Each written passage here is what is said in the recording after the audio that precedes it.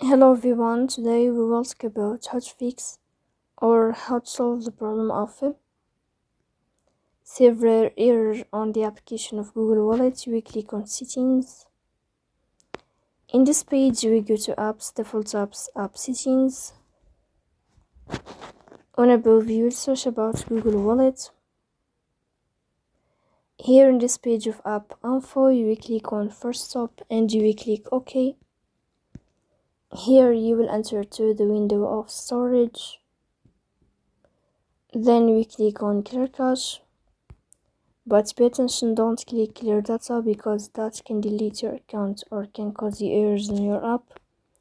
Here you will go to Play Store. You will search about the application of Google Wallet. If you find update here, then you can click to update your app. So please don't forget to support us by like and subscribe. See you next time.